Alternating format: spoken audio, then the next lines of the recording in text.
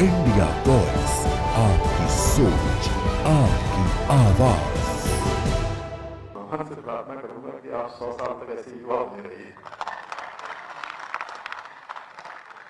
ऐसे श्री SS कोठियाल जी, सेवानिवृत्त ADG CRPF Shri HR Singh, engineer ML Verma जी,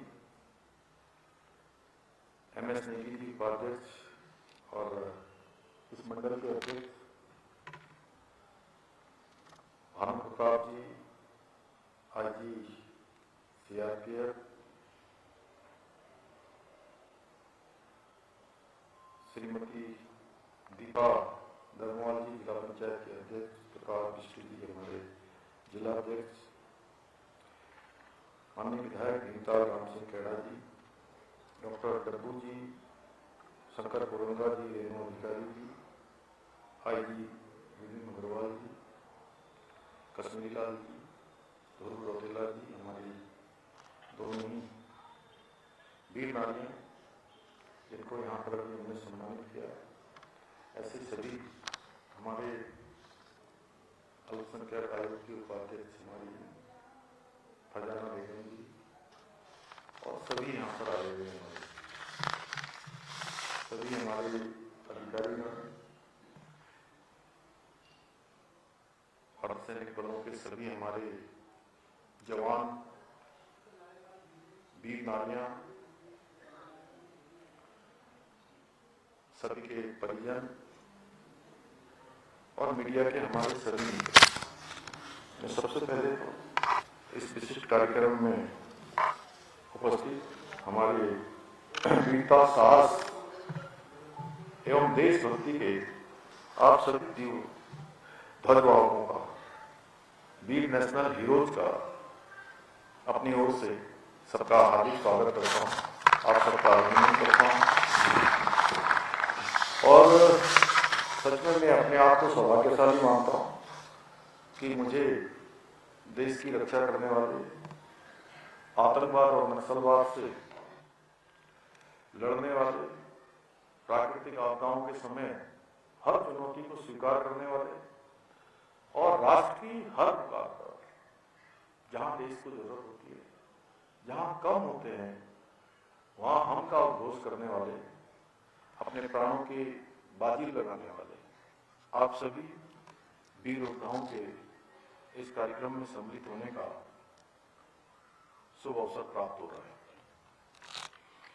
आप सभी ने वीरता, शौर्य और समर्पण के साथ संपूर्ण जीवन भर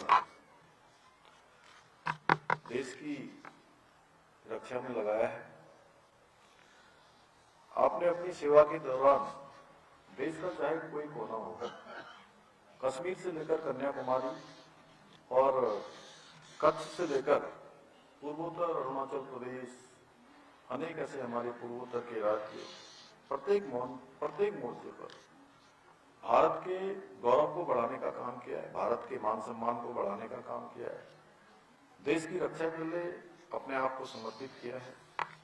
आपके अंदर वीरता, अनुशासन और समर्पण के बल पर आपने भारत को मजबूत, सुरक्षित और गौरवशाली राष्ट्र के रूप में स्थापित करने में अपना बहुत महत्वपूर्ण योगदान दिया है। और सच में इसके बदले में अगर कोई बात देने की हो तो कुछ दिया नहीं जा सकता है, इसका कोई मूल्य चुकाया नहीं जा सकता है। अगर मैं उसको थोड़ा बदल के कहूं, आप कैसे दे सकते हैं उस जवान के जवानी का कोई बदला चुका सकता है क्या? जो अपने परिवार से दूर रहता है, अपने माता पिता से दूर रहता है, वो कालखंड अगर किसी भी रूप में अगर हम उसको कहें कि उसका मूल्य चुकाना है तो शायद ये असंभव है। सही है। आपने भी जो जवानी में जो सीमाओं पर अपना समय लगाया होगा, या गणेश जोशी जी ने 50 साल पहले के जो 76 से 83 तक 7 साल का समय सेना में लगाया, तो समय वापस नहीं आ सकता। मैं इसलिए कह रहा हूं कि मैंने अपने पूज्य पिताजी को देखा कि हमने बचपन में कभी उनके साथ जो है कोई गतिविधि नहीं करी।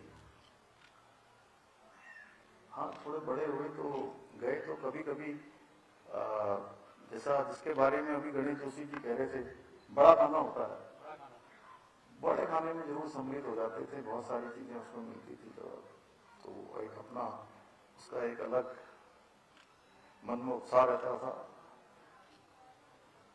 लेकिन समय कोई लौटा नहीं सकता है, उनकी जवानी की कोई कीमत अदा कर नहीं सकता है।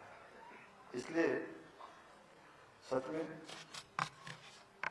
आप भले ही रिटायर हो गए हो, आपकी सरकारी सेवा पूरी हो गई हो, लेकिन राष्ट्र के प्रति प्रेम और सेवा की भावना आपके अंदर हमेशा बसती है, आपके जीवन के साथ चलती है, और वो कभी रिटायर नहीं हो सकती। आप जिस मोर्चे पर भी रहते हैं, वहां पर अनुभव, अनुशासन और कर्तव्य निष्ठा की एक नई मिसाल आप सबके द्वारा कायम होती है।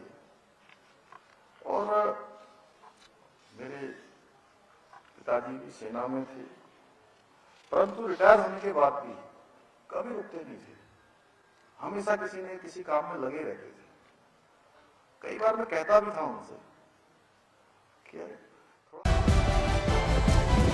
इंडिया वॉइस, आपकी सोच, आपकी आवाज।